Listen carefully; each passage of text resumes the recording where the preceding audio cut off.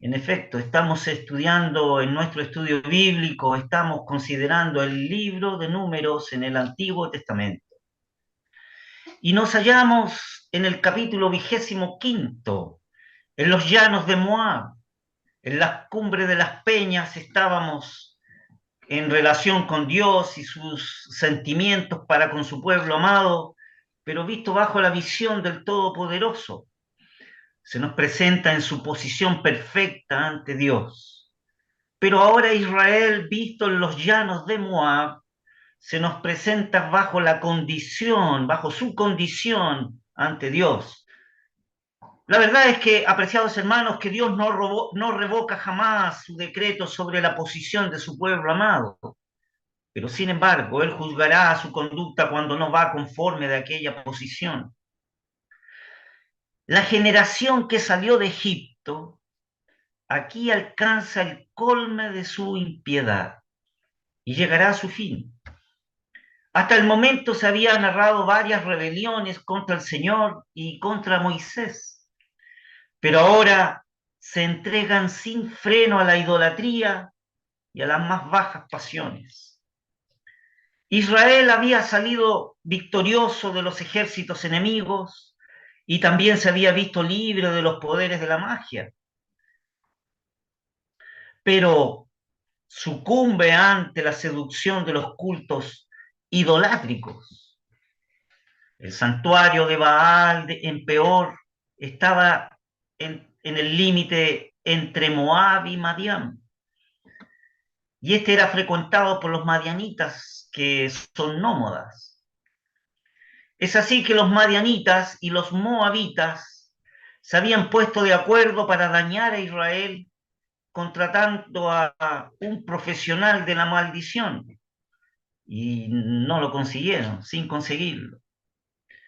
Pero ahora sí que logran hacer un daño fundamental en la fidelidad al Señor al seducirlo y arrastrarlo hacia sus ídolos. Cuando Israel está acampando en sus inmediaciones en Sittim, los israelitas se dejan contaminar con los cultos paganos de estos moabitas y madianitas. Y allí se sitúan dos hechos deplorables que se recogen en las Sagradas Escrituras. El primero de ellos es un hecho presacerdotal que narra el hecho de que los israelitas se contaminaron con las moabitas tanto en el sentido material como en el sentido espiritual, en la adoración de sus ídolos. Es decir, se centra esta narración en señalar la provocación a Dios que constituyó la participación masiva del pueblo en los cultos de Baal en Peor. Y el segundo hecho es un hecho sacerdotal, donde se ensalza el castigo infligido a un israelita y a una mujer madianita por haberse unido. La verdad que la gloria de Dios y el bien de Israel eran los motivos que mantuvieron la conducta de Fines, hijo de Eleazar, hijo de Aarón, el sacerdote. Su acción salvó a toda la congregación y glorificó a Dios en medio de su pueblo, desbaratando completamente los planes del enemigo. Ahora, apreciados hermanos, sabemos que el libro de Números está dividido en dos grandes secciones y que ambas comienzan con un censo de la comunidad de los hijos de Israel. Pero una vez concluida la primera sección, comienza ahora la segunda sección que llegará hasta el final del libro.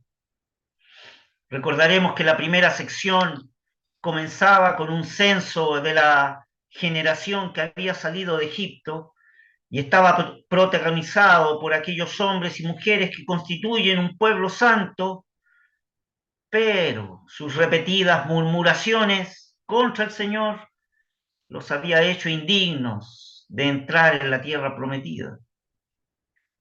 La verdad es que la Escritura manifiesta de que todos murieron en el desierto a lo largo de 40 años, excepto Moisés, Caleb y Josué. En la segunda sección de nuestro libro que estamos considerando, el cual también comienza con un censo, el protagonismo ahora lo asume la nueva generación criada en el desierto. La verdad que esta nueva generación, ellos no habían visto tantas cosas admirables como habían visto sus padres, pero esta nueva generación serían quienes iniciarían la conquista, pasarían el Jordán y tomarían posesión efectiva de la tierra prometida. Muy bien, apreciados hermanos, teniendo esto en cuenta, entonces, les invito a considerar la porción que nos toca analizar en esta noche en nuestro estudio bíblico, que es el capítulo 26 del libro de Números. Vamos a leer primero los primeros 4 textos y posteriormente leeremos desde el texto 51 hasta el final del libro, que es el texto 65. La palabra del Señor dice así: y aconteció después de la mortandad que Jehová habló a Moisés y a Eleazar, hijo del sacerdote Aarón, diciendo: tomad la suma de toda la congregación de los hijos de Israel, de 20 años arriba, por las casas de sus padres, todos los que puedan salir a la guerra en Israel. Y Moisés y Eleazar, el sacerdote, hablaron con ellos en los campos de Moab, junto al Jordán de Jericó, diciendo: contaréis el pueblo de 20 años arriba, como mandó Jehová a Moisés y a los hijos de Israel que habían salido de la tierra de Egipto. Pasaremos ahora a la última porción del texto de nuestro libro. Encontramos que desde el texto 5 al texto 50 está la descripción de todas las casas de las tribus de Israel, en la cual se hace el censo de todos los varones para la guerra de 20 años hacia arriba. Es bastante extenso la porción esa, la cual nos estamos saltando, pero es el censo propiamente tal por cada una de las tribus de Israel, por cada una de las casas de familia de todos los varones de 20 años hacia arriba que puedan ir a la guerra. Entonces leeremos la última porción correspondiente a este capítulo 26 que estamos considerando en nuestro estudio. La palabra del Señor dice así: y estos son los contados de los hijos de Israel, 601.730. Y habló Jehová a Moisés diciendo: a esto se repartirá la tierra en heredad, por la cuenta de los nombres. A los más darás mayor heredad, y a los menos menor. Y a cada uno se le dará su heredad conforme a sus contados. Empero la tierra será repartida por suerte, y por los nombres de las tribus de sus padres heredarán. Conforme a la suerte será repartida su heredad entre el grande y el pequeño.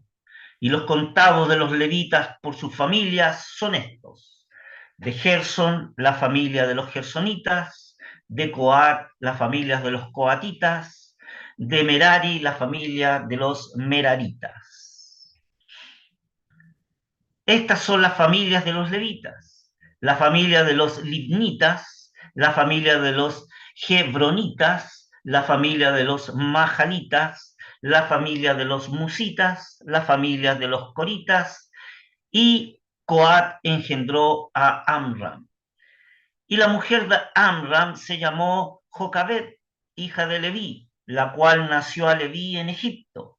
Esta parió de Amram a Aarón y a Moisés y a María, su hermana. Y a Aarón nacieron Nadab y Abiú, Eleazar e Itamar. Mas Nadab y Abiú murieron cuando ofrecieron fuego extraño delante de Jehová. Y los contados de los levitas fueron 23.000, todos varones de un mes arriba, porque no fueron contados entre los hijos de Israel, por cuanto no les había de ser dada la heredad entre los hijos de Israel. Estos son los contados por Moisés y Eleazar, el sacerdote, los cuales contaron los hijos de Israel en los campos de Moab, junto al Jordán de Jericó. Y entre estos ninguno hubo de los contados por Moisés y Aarón el sacerdote, los cuales contaron a los hijos de Israel en el desierto de Sinaí. Porque Jehová les dijo: Han de morir en el desierto.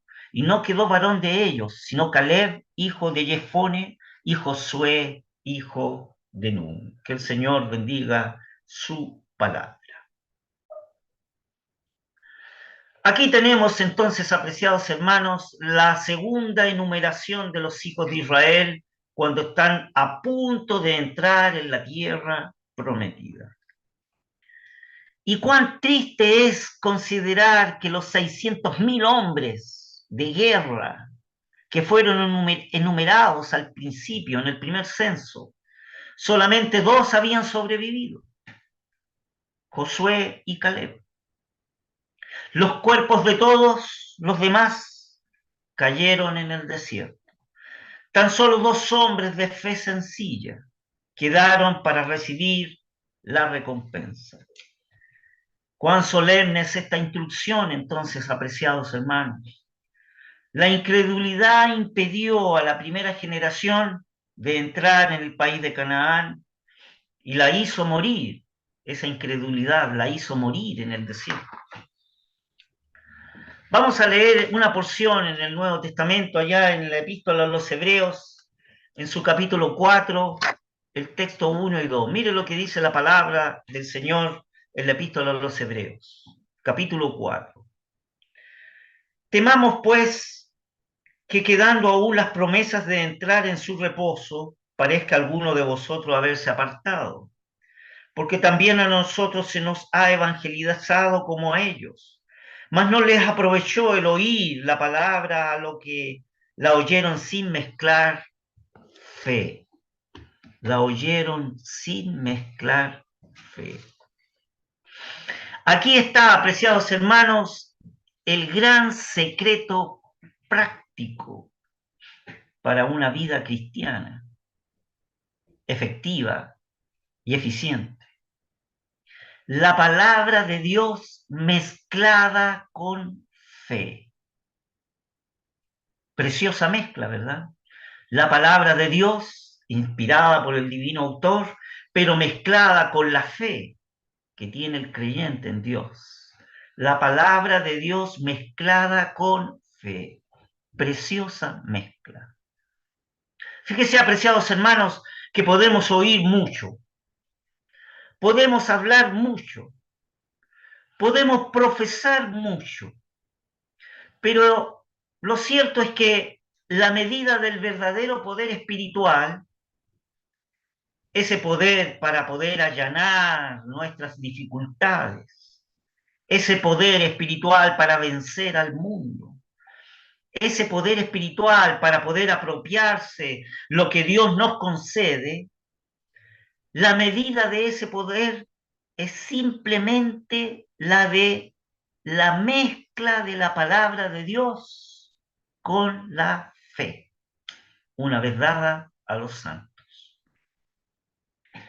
Esa palabra está establecida siempre en los cielos. Y si ella está fijada en nuestros corazones por fe o por la fe, hay entonces un lazo divino que nos une al cielo y a cuanto con él se relaciona. Entonces, en la proporción en que nuestros corazones estén así unidos al cielo y a Cristo que está allí, estaremos prácticamente separados del presente siglo humano y librados de toda su influencia. La fe toma posesión de todo lo que Dios ha dado y ella es la que penetra adentro del velo. Es la fe la que nos sostiene como viendo al invisible. La verdad que la fe se ocupa de lo invisible y eterno, no de lo visible y de lo que es temporal. Le diré que el hombre piensa que los bienes de la tierra son seguros. La fe no reconoce nada seguro, sino a Dios y a su palabra.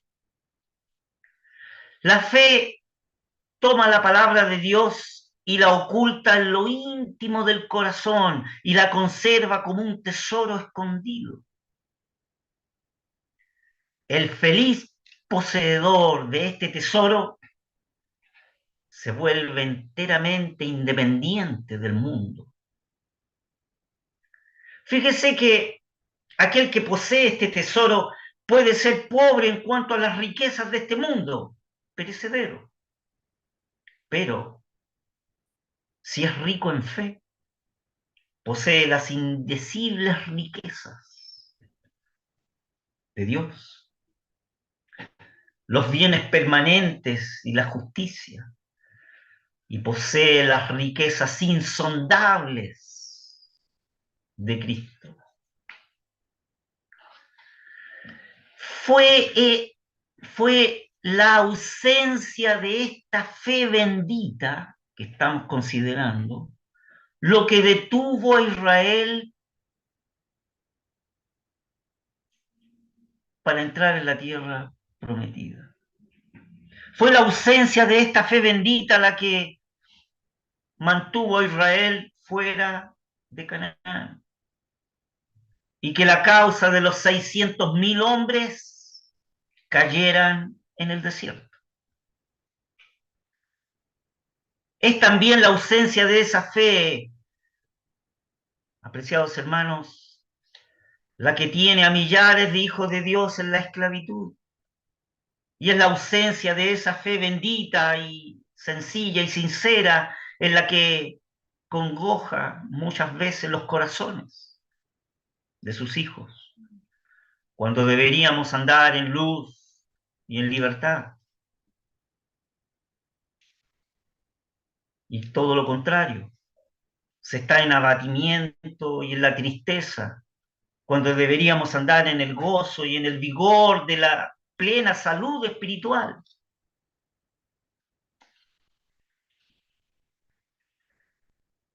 La falta de fe hace dudar de que si escaparemos de la espada exterminadora de Egipto. Eso fue lo que le sucedió al pueblo de Israel. Dudaban que si escaparían de la espada exterminadora de Egipto, cuando deberían alimentarse del trigo de Canaán.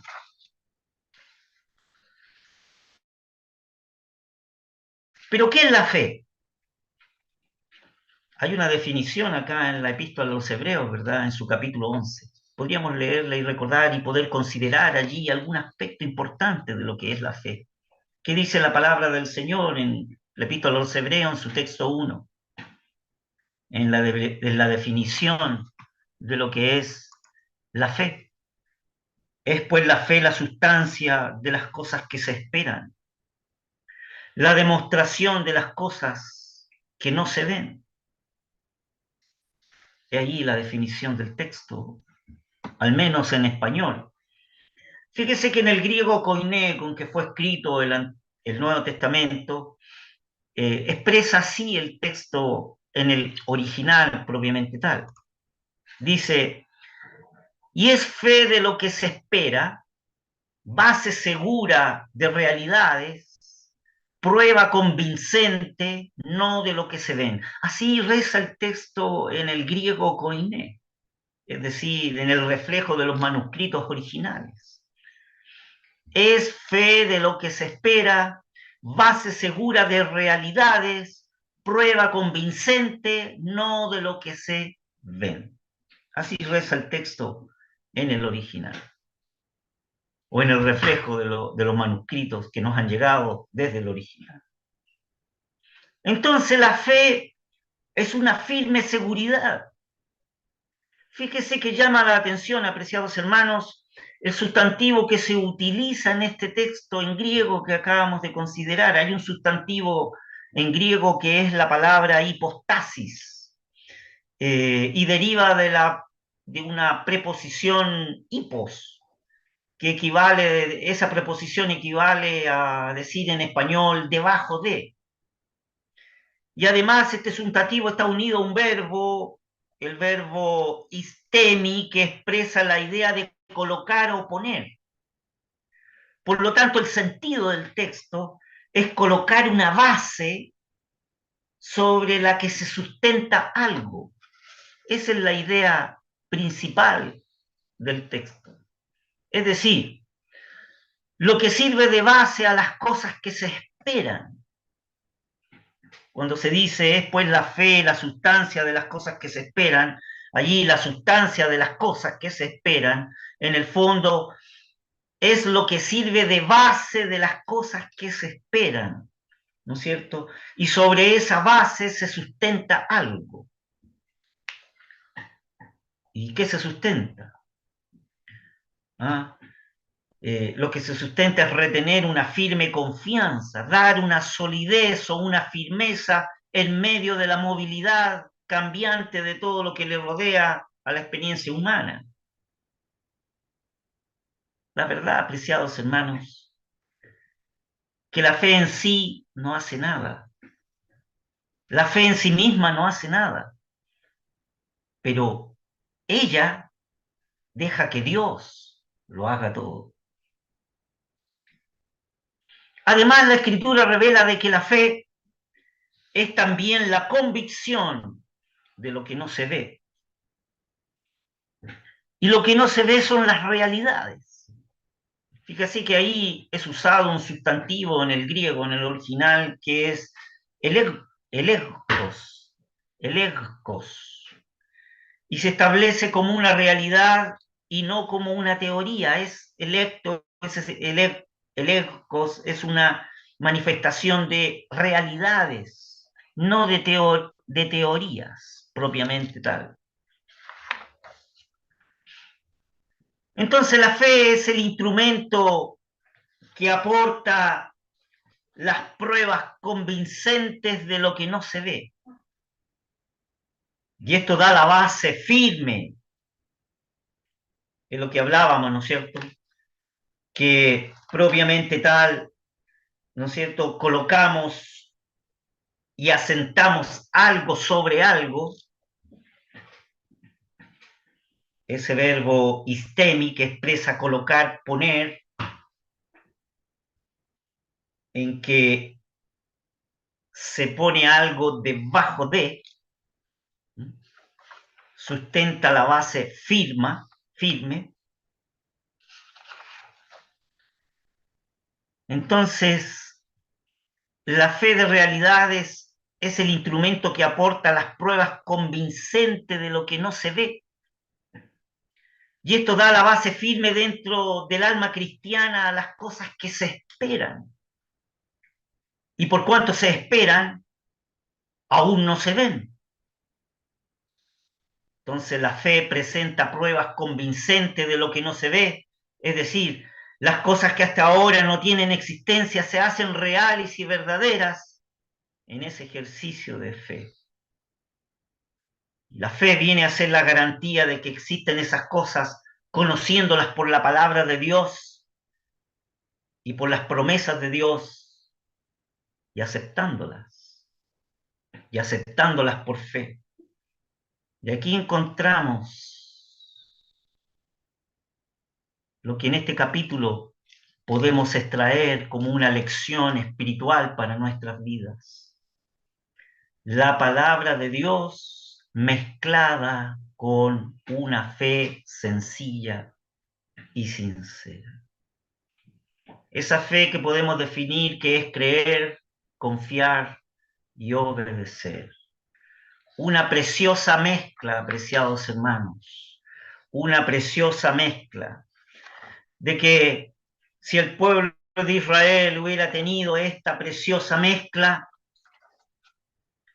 si el pueblo de Israel hubiera tenido esta preciosa mezcla como única porción en su vida espiritual, ciertamente hubieran tenido el poder espiritual para poder entrar en la tierra prometida, tomar posesión de lo que Dios les había dado, vencer a todos sus enemigos y apropiarse de todas las promesas que Dios les había expresado. Pero no fue así. no fue así. De los 600.000 hombres de guerra que fueron primeramente enumerados al principio de nuestro libro de números al salir de Egipto, solo dos, Caleb y Josué, tuvieron esta mezcla preciosa en sus vidas. Mezclar la palabra de Dios y sus promesas con esa fe verdadera. Y todos los demás cayeron en el desierto. Todos los demás cayeron en el desierto. Cuán solemne es entonces esta instrucción, apreciados hermanos, porque la incredulidad de este pueblo de Israel, al menos de la primera generación, impidió de que pudiesen tomar y entrar en la tierra prometida. La palabra de Dios y sus promesas, mezcladas con una fe sencilla y sincera, qué preciosa mezcla que en el día de hoy, como creyentes en Cristo, aún podemos tener para nuestras victorias y para nuestra vida espiritual.